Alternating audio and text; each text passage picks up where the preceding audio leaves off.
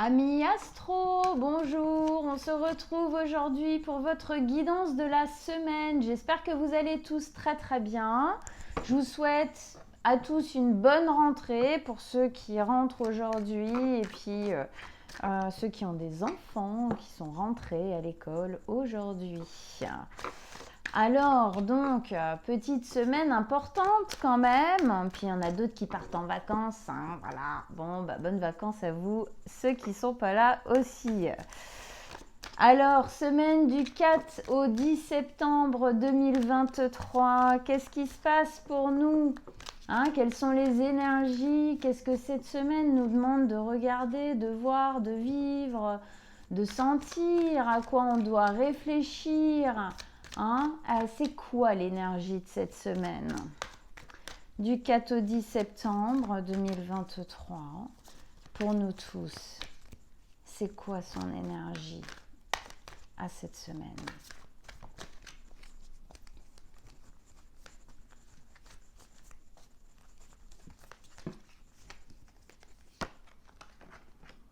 L'harmonie.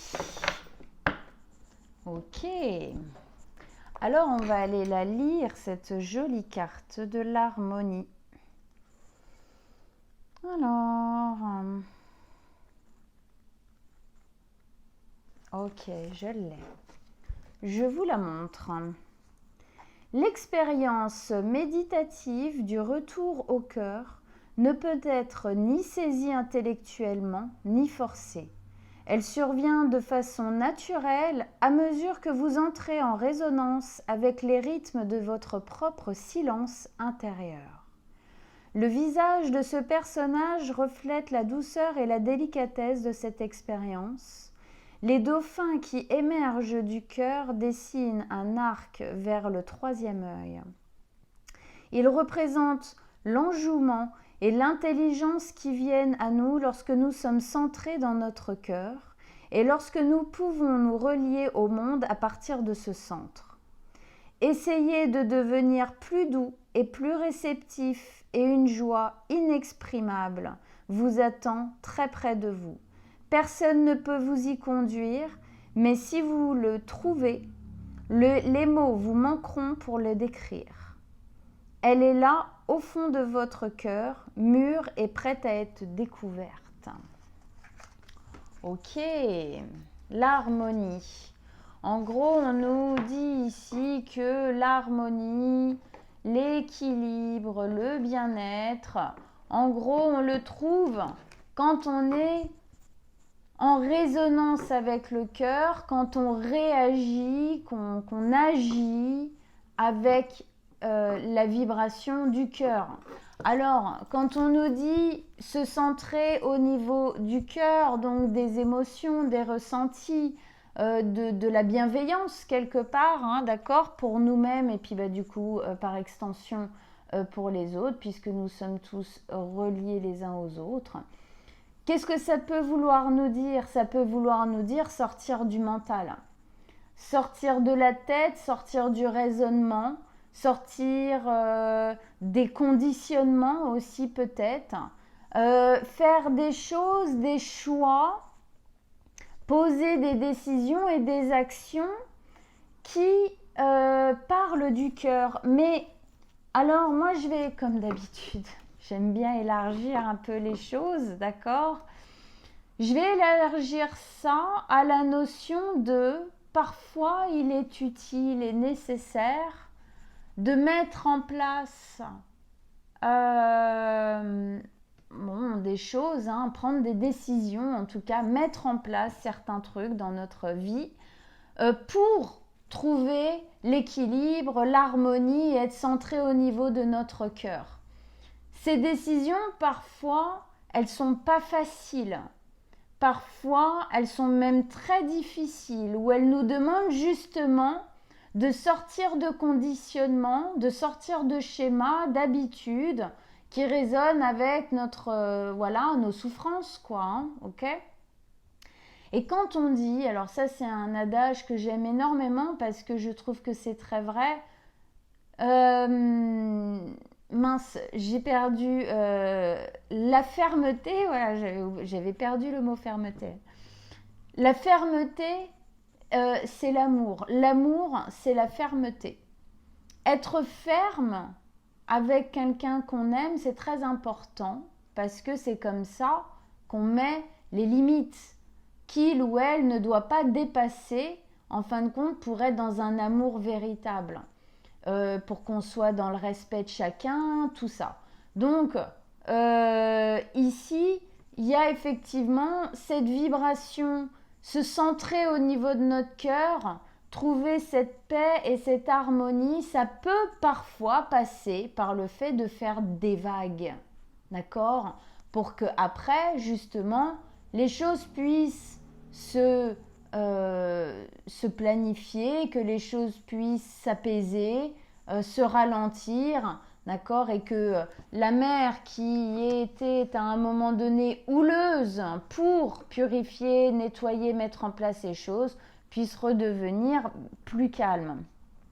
Donc, ok, se centrer au niveau du cœur, agir avec le cœur et faire les choses qu'il faut pour être dans le cœur et donc pour être dans notre centrage, quoi, d'accord? Ok, on va continuer avec ça. Avec ça, on va rajouter une carte du Lightseer Tarot. Alors, une autre carte avec cette notion d'harmonie ici, hein, d'être centré au niveau du cœur. Pof, pof, pof. Ah, il y en a plein qui sont sortis. D'être centré au niveau du cœur, d'être dans notre vérité émotionnelle, vraiment sortir du mental. Hein, le fait que les dauphins aillent au niveau du troisième œil, il y a quelque chose effectivement de l'ordre de l'ouverture d'esprit, l'ouverture du regard, et donc effectivement sortir de la tête qui est dure, du mental qui est dur. Alors une carte avec ça, pour qu'on comprenne mieux, qu'on avance, qu'est-ce que ça nous amène tout ça?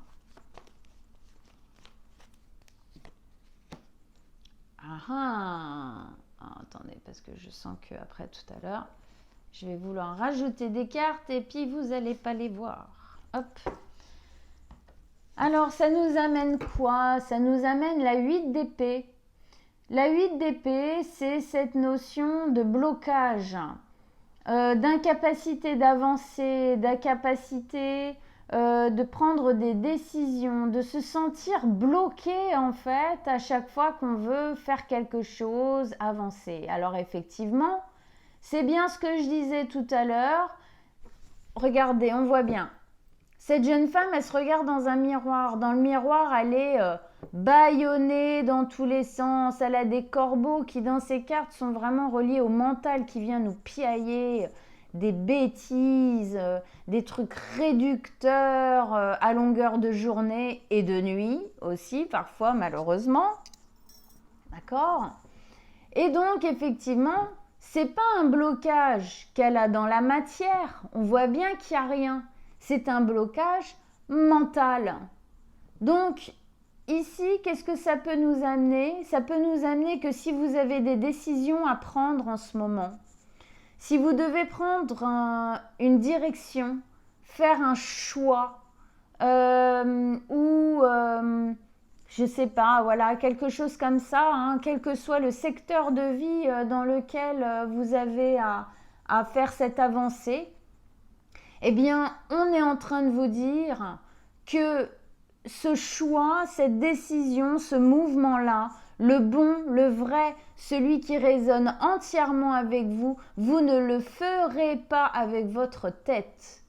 Vous n'y arriverez pas. Soit vous n'y arriverez pas du tout, c'est-à-dire que vous allez rester un peu les fesses entre deux chaises pendant je ne sais combien de temps, ou vous ferez le choix qui vous rassure, d'accord, qui rassure vos peurs et non pas votre choix de cœur, le vrai choix, la vraie envie derrière tout ça, derrière les peurs, derrière les traumatismes, derrière les blocages, quoi, en général.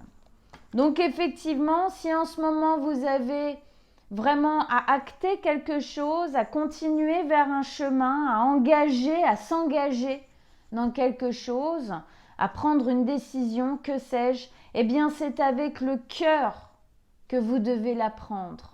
C'est avec ce que vous voulez vraiment dépasser effectivement votre tête. On vous dit que c'est en faisant le choix du cœur de ce que vous voulez réellement que vous prendrez la bonne décision. Si vous prenez votre décision avec votre tête, soit, comme je disais, vous n'y arriverez pas du tout, soit ce sera un choix que vous risquez de regretter. Ces regrets de se dire « Ah j'ai fait ça parce que j'avais peur il y a 10, 20 ans, machin. » Et c'est vrai que la vérité, c'est que j'avais envie de faire l'autre choix. C'est que, voilà. Alors parfois, on fait des choix aussi, on prend des décisions, on ne se rend pas compte sur le moment que c'est pas bon, qu'en fait c'est notre mental et que c'est pas, et qu'à ce moment-là, on n'a pas eu vraiment de libre arbitre parce qu'on a été complètement géré par nos peurs. Parfois, on ne s'en rend pas compte sur le moment, d'où cette notion, en fin de compte, de se relier en son centre, de se relier en son cœur, parce qu'au final, c'est là où il y a la plus belle part de notre conscience. C'est là où on peut le plus avoir conscience de ce qu'on veut vraiment, tout simplement. Et souvent, ce qu'on veut vraiment, ça nous demande de dépasser certaines peurs. Donc en gros, là où vous avez peur d'aller, mais qu'au fond de vous, il y a quand même une excitation, mais il y a peur de l'inconnu, il y a peur du risque, il y a peur de tout ça, c'est là qu'il faut aller, en gros. Alors, on continue avec le mouche à tarot, on va rajouter 3 cartes. Allez, 3K peut-être, alors ça dépend, mais il y a des fois c'est vrai que c'est très étape par étape dans la semaine, on va dire, genre lundi, jeudi, dimanche. Ok, bon, allez, 3 cartes avec l'harmonie, être centré dans le cœur, sortir de la tête, des blocages, des peurs, prendre notre décision avec le cœur et non pas avec le mental. On essaye de nous indiquer quelque chose ici, en fait. Clairement, il y a une notion d'indication pour moi dans ce tirage. Alors, hop. Ok. Ok, c'est intéressant. On a le roi de coupe, la reine de bâton et la 7 d'épée. On commence par le roi de coupe. Le roi de coupe nous parle d'un moment d'accomplissement, d'aboutissement émotionnel. Pour moi, ça, c'est une carte qui nous dit qu'aujourd'hui, on arrive à une étape décisive de notre existence pour une raison ou pour une autre, d'accord, on vit tous des trucs différents, mais que émotionnellement, aujourd'hui, nous avons assez de maturité pour assumer ce dont nous avons réellement besoin, réellement envie, pour faire le choix du cœur. Le roi de coupe, c'est le roi des émotions, c'est le roi du cœur, d'accord ? Et sa définition, c'est la maturité émotionnelle. Il assume entièrement ce qu'il ressent. Il n'a pas peur de ses émotions. Il n'a plus peur de ce qu'il a envie de vivre et de faire dans sa vie. Il y va, il a confiance en lui, il a confiance en ce qu'il ressent entièrement. Donc ici, pour moi, c'est... Alors, on va revenir là, c'est ne vous dupez pas. Ne vous faites pas croire que vous n'êtes pas capable de prendre une décision. D'accord ? Vous pouvez y arriver.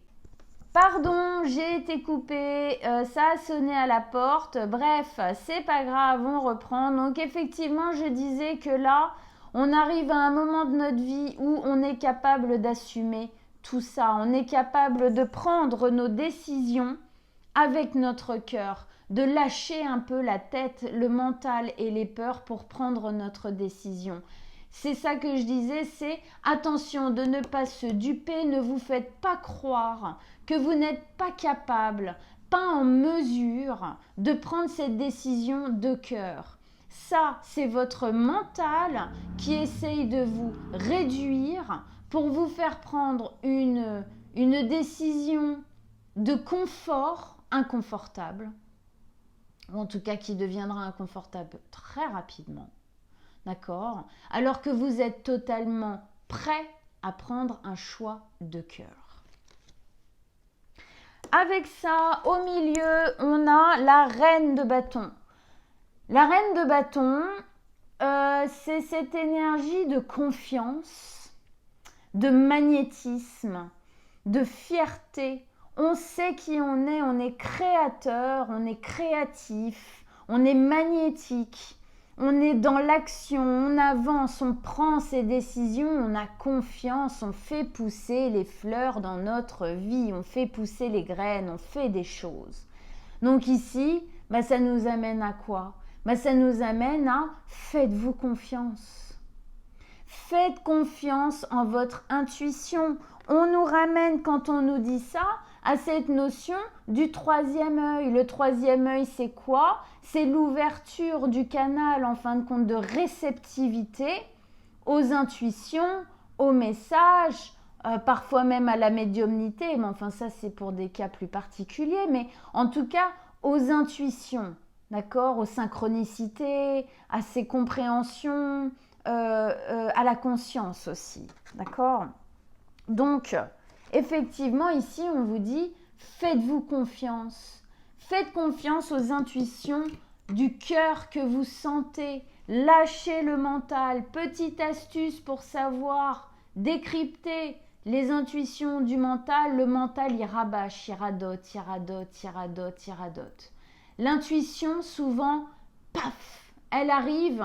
Elle est déjà arrivée qu'elle est déjà partie. C'est une information qui arrive une fois, qui claque, on la sent, on l'entend, on la ressent, mais c'est instantané. Le mental, lui, il parle, il parle, il parle, il parle, il parle. Voilà, ça c'est un petit tips pour vous aider à différencier les deux. Mais ici, clairement, on nous dit que cette décision, si on veut que la décision qu'on a à faire là porte ses fruits, porte ses fleurs, pousse, fasse quelque chose de joli dans votre existence, vous devez la prendre avec le cœur absolument. Absolument. Et en plus, vous êtes prêt à ça. Tout à l'intérieur de vous n'attend que ça. Clairement, ici, ça nous exprime que c'est c'est une indication. Il y a un côté un peu flèche, moi je trouve, en plus avec les dauphins là. C'est une indication pour que vous arriviez à prendre la bonne direction pour vous. Ok.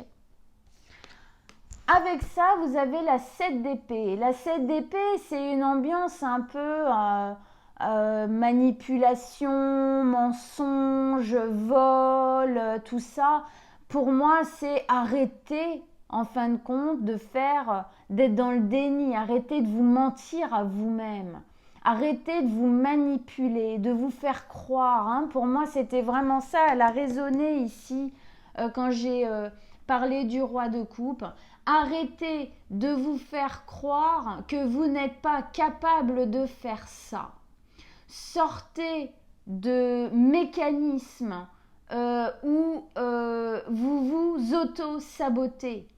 Sortez des mécanismes de manipulation que vous avez en vous-même et pour vous-même. Ça, c'est le mental, d'accord?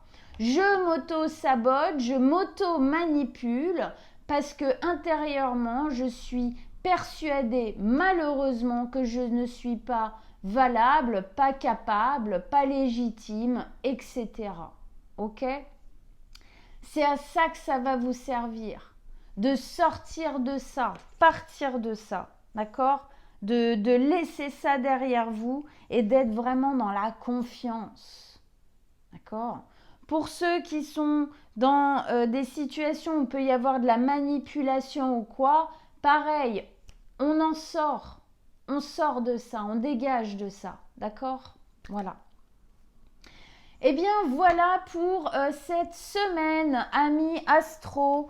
J'espère que ce tirage vous a plu, surtout qu'il vous a parlé. Si effectivement vous êtes dans une situation comme ça, où il y a une direction, un choix à faire, un engagement à prendre ou à décider, ou que sais-je, eh bien, effectivement, j'espère que ça vous aide à voilà, quelques tips en plus pour vous aider en tout cas à aller dans la bonne direction, celle qui vous attend réellement, celle du cœur, celle de votre élévation en fin de compte.